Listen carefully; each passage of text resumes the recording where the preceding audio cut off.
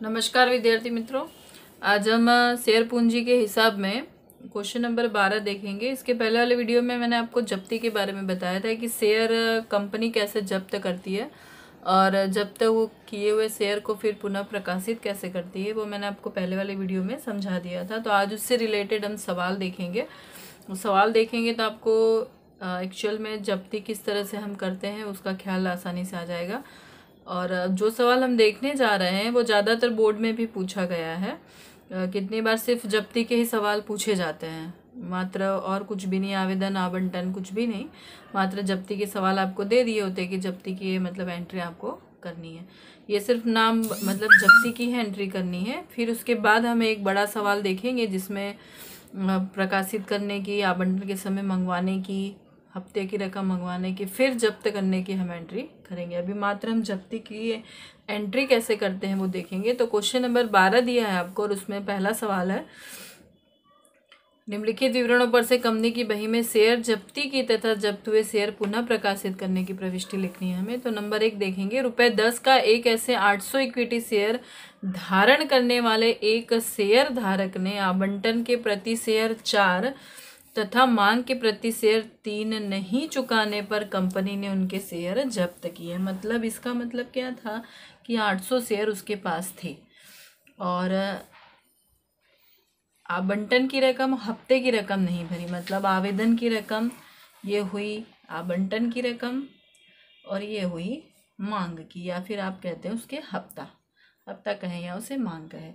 आगे आपको क्या कहा है, शेयर धारक ने आवेदन के समय प्रति शेयर 3 भरे थे। मतलब ये आवेदन के इसने 3 भर दिए थे, जो मैंने टिक मार्क कर दिया।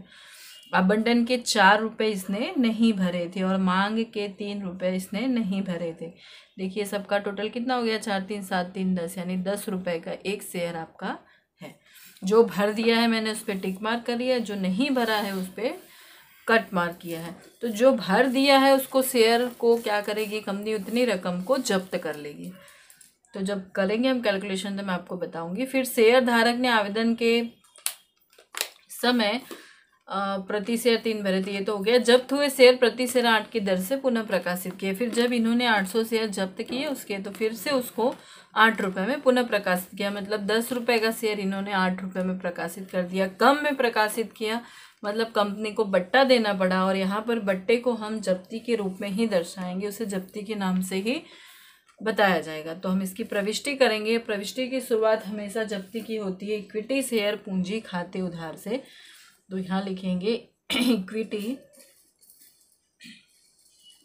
शेयर पूंजी खाते उधार। रकम हम देख लेंगे यहाँ कितनी है, 800 का शेयर है और 10 रुपये का एक शेयर है, तो 800 गुणे 10 हो जाएगा आपका 8000। फिर यहाँ लिखेंगे इक्विटी शेयर पूंजी खाते, इक्विटी शेयर जब्ती खाते का। जब्त क्या करेंगे हम, ध्यान देंगे आप यहाँ पर, जब्त जो भर दिया गया है वो जब्त करेंगे। यहाँ इन्होंने आवेदन भर दिया है तो आवेदन की रकम को हम जब्त कर रहे हैं। तो 800 गुणे 3 मतलब ये हो गया 2400 हमने जब्त कर लिया, जो जमा लिखा जाएगा। और जो नहीं भरा है वो जब्ती के नीचे लिख दिया जाएगा। क्या क्या नहीं भरा है, आवंटन, तो यहाँ लिखेंगे इक्विटी शेयर आवंटन खाते का। ध्यान रखेंगे, जो चीज भर दी जाएगी उसको जब्ती खाते लिखा जाएगा और जो नहीं भरा है वो जब्ती के नीचे लिख दिया जाएगा। यानी आवंटन नहीं भरा है तो आवंटन के रुपए हैं 4, तो 800 गुणे 4 ये हो गया 3200। और मांग की रकम नहीं भरी है तो इक्विटी शेयर मांग खाते का, इसकी रकम दी है 800 गुणे 3, यानी ये हो गया 2400। अब हम एक बार क्लैरिफिकेशन कर लेंगे कि जो उधार की रकम है और जमा की दोनों सेम होनी चाहिए। तो 2400, 3200 और 2400 तीनों का टोटल करेंगे हम तो आएगा 8000। मतलब हमने जो कैलकुलेशन किया है वो राइट है। और विवरण क्या लिखेंगे कि आवंटन और मांग की रकम नहीं भरने के कारण, मांग की रकम नहीं भरने के कारण कंपनी ने शेयर जब्त किए। विवरण आप अपनी तरह से कैसे भी आपको लिखना है आप लिख सकते हैं, शेयर की रकम भी लिख सकते हैं, शेयर की कीमत भी लिख सकते हैं, ठीक है। ये बस जस्ट मैं आपको बता रही हूँ। सेकंड आप करेंगे, ये तो हो गई जब्ती की एंट्री। अब आपको कहा है कि क्या किया उसने, 8 की दर से पुनः प्रकाशित किया। तो पुनः प्रकाशित की एंट्री क्या होती है, बैंक खाते उधार 800 शेयर और कितने रुपए में प्रकाशित हुआ है, 8, तो 8/6400। तो अब 8 का शेयर 10 रुपए का शेयर था, इन्होंने 8 में प्रकाशित किया, तो 2 रुपए इनको बट्टा देना पड़ा। तो 2 रुपए बट्टे को हम लिखेंगे इक्विटी शेयर जब्ती खाते उधार, इसको जब्ती से दर्शाएंगे बट्टे को। और जब्ती कितने रुपए की दी आपने, 800 गुणे 2, तो ये हो गया 1600। और इक्विटी शेयर पूंजी खाते का जो टोटल है यहाँ पर लिखा जाएगा 8000, दोनों का टोटल भी हम देख लेंगे, 8000 ही आएगा। तो विवरण लिखेंगे, जब्त किए हुए शेयर पुनः प्रकाशित किए, जब्त किए हुए शेयर पुनः प्रकाशित किए। अब नंबर 3 देखेंगे। नंबर 3 मतलब लास्ट एंट्री जब्ती की, जब्ती की रकम को हम पूंजी अनामत खाते ले जाते हैं। तो पहले हम प्रविष्टि लिख लेंगे, इक्विटी शेयर जब्ती खाते उधार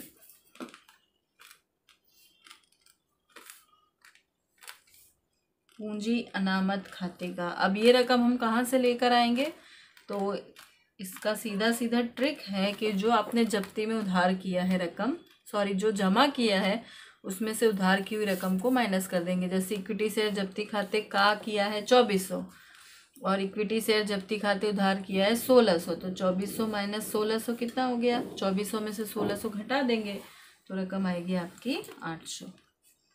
और विवरण लिखेंगे हम, जब्ती की रकम को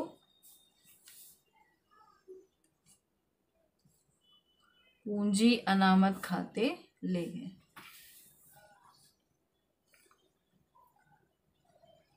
ये हो गया आपका फर्स्ट कंप्लीट। पहला जो आपका जब्ती की सवाल दे रखा था उसमें पहला फर्स्ट हमने कंप्लीट कर लिया है। अब हम देखेंगे सेकंड पार्ट।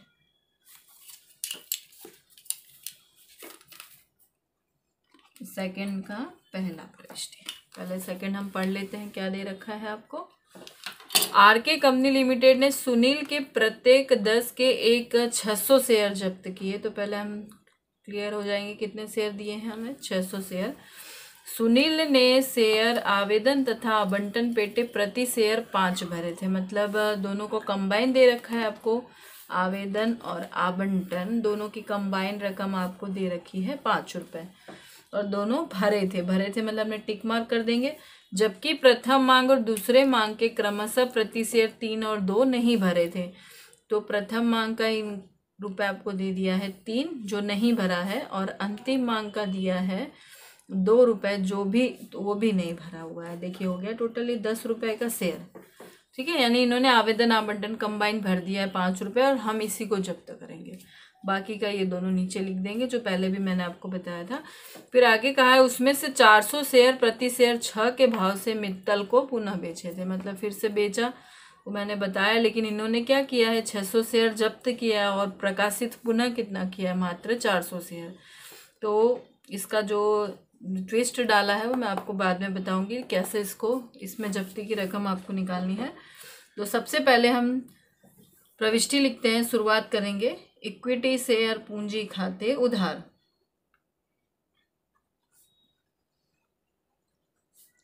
छह शेयर है और एक शेयर की कीमत है 10 रुपए, तो ये हो गया 6000 रुपये। फिर आएगा इक्विटी शेयर जब्ती खाते का। जब्ती खाते का में जो भर दिया है वो हम जब्त कर लेंगे। भरा है 5 रुपए, तो 600 गुणे 5 हो गया आपका 3000 रुपये। और जो नहीं भरा है वो नीचे लिख देंगे, इक्विटी शेयर प्रथम मांग खाते का 600 गुणे 3, ये हो गया 6 दूनी 12 36 1800। और इक्विटी शेयर अंतिम मांग खाते का 600 गुणे 2, ये हो गया 1200। अब इसका टोटल हम देख लेंगे, 6000 के बराबर होना चाहिए, तो टोटल करेंगे तो हो जाएगा 6000 के बराबर। अब आगे हम क्या कहा है आपको कि उसमें से 400 शेयर प्रति शेयर 6 के भाव से मित्तल को पुनः बेचे। पुनः बेचे यानी बैंक खाते उधार, 400 गुणे 6 रुपए के भाव से बेचे हैं, तो 400 गुणे 6 हो जाएगा 2400। अब 2400 में बेचा आपने, अरे 6 रुपए में बेचा है तो 10 रुपए का शेयर है, तो कितना बट्टा आपने दिया होगा, 4 रुपए। इक्विटी शेयर जब्ती खाते उधार 400 गुणे 4 यानी ये हो गया 1600। और इक्विटी शेयर पूंजी खाते का 400 गुणे 10, ये होगा 4000। ये वाले सवाल में हमने 8000 यहाँ लिखा था क्योंकि इस पूरा का पूरा इन्होंने 800 का 800 बेच दिया था पुनः। यहाँ पे 600 शेयर जब्त किए हैं और सिर्फ 400 ही वापस बेचे हैं, इसलिए 400 गुणे 10 4000 हमने लिखा है। तीसरी एंट्री हम जानते हैं कि कौन सी है, जब्ती की रकम को पूंजी अनामत खाते ले जाएंगे, तो यहाँ लिखेंगे इक्विटी शेयर जब्ती खाते उधार पूंजी अनामत खाते का। अभी तक मैंने आपको बताया था कि शेयर जब्ती खाते का में जो रकम आती है उसमें से ये वाली रकम माइनस कर देते हैं, पर यहाँ पर ट्विस्ट ये सा है कि जो जब्त किया है वो 600 शेयर है और जो बाहर प्रकाशित किया है वो 400 शेयर है। मतलब हमारे पास ये वाली जब्ती तो बराबर चलो दे रखी है, लेकिन जो आगे हमारी जब्ती है वो 600 शेयर की है, तो हमें पद रखकर 400 शेयर पे जब्ती निकालनी पड़ेगी। तो हम एक पद रखेंगे कि 600 शेयर पर जब्ती कितनी बन रही है इसकी, 3000 रुपये। इसीलिए 400 शेयर अगर होते तो कितनी जब्ती बनती, तो 400 गुणे 3000 भागे 600, तो ये कट हो जाएगा, 6 पंचे 30 हो जाएगा, 5 चौको 20 यानी 2000 रुपये जब्ती बनी है। तो यहाँ पर हम 2000 में से 1600 माइनस करेंगे तो हमारी जब्ती की रकम आएगी 400 रुपये। ये हो गया 400, यानी ये इसको पूंजी अनामत खाते हम लेकर जाएंगे। ये आपका सेकंड हो गया कंप्लीट। अब देखेंगे थर्ड।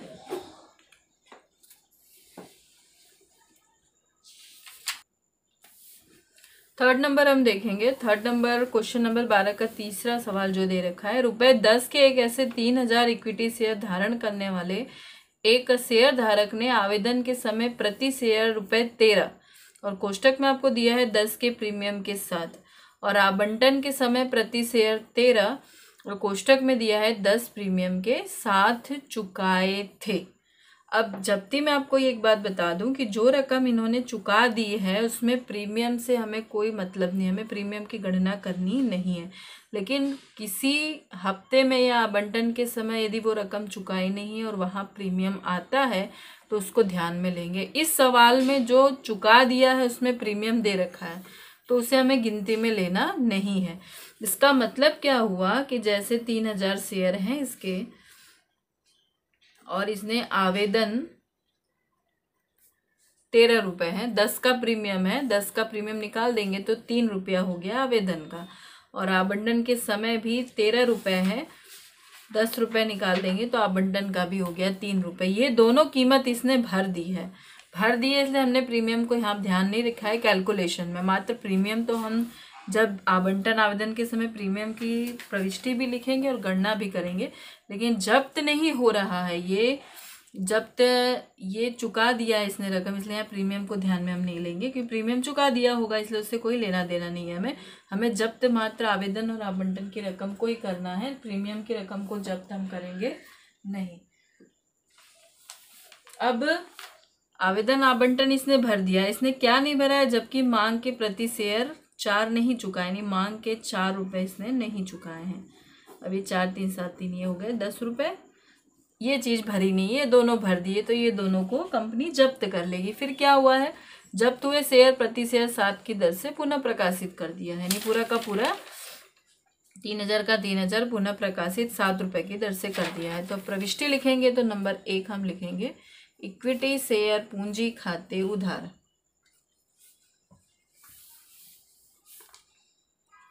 तो 3,000 गुणे 10 का शेयर है तो 3,000 गुणे 10 करेंगे हम, तो ये आएगा 30,000 रुपये।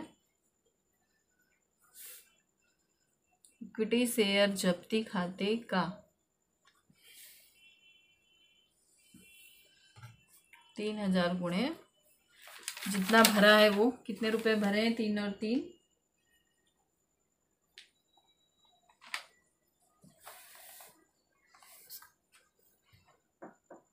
6 रुपये इसने भर दिए हैं। तो ये 3 और 3 6 को हम जब्त कर लेंगे। तो 3,000 गुणे 6 करेंगे तो ये आएगा 18,000। और क्या नहीं भरा है, मांग नहीं भरा है, तो मांग को हम नीचे लिख लेंगे। तो यहाँ लिखेंगे इक्विटी शेयर मांग खाते का। मांग खाते का में 3,000 गुणे 4 ये हो गया 12,000। दूसरी एंट्री देखेंगे। दूसरी एंट्री में दिया गया है कि जब्त हुए शेयर प्रति शेयर 7 की दर से पुनः प्रकाशित किया है। तो बैंक खाते उधार 3,000 गुणे 7 ये हो गया 21,000। और इक्विटी शेयर जब्ती खाते उधार 10 रुपये का शेयर है और 7 रुपये में प्रकाशित किया, यानी 3 रुपये इन्होंने बट्टा दिया। तो 3,000 गुणे 3 ही हो गया 9,000। और इक्विटी शेयर पूंजी खाते का 3,000 गुणे 10 ये हो गया 30,000। अब तीसरी लास्ट एंट्री है, जब्ती की रकम को पूंजी अनामत खाते ले जाएंगे। तो इक्विटी शेयर जब्ती खाते उधार पूंजी अनामत खाते का।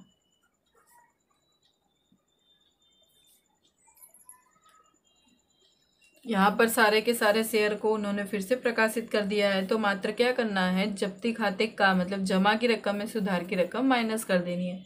यानी 18,000 में से माइनस करेंगे 9,000 तो जब्ती की रकम आ जाएगी 9,000।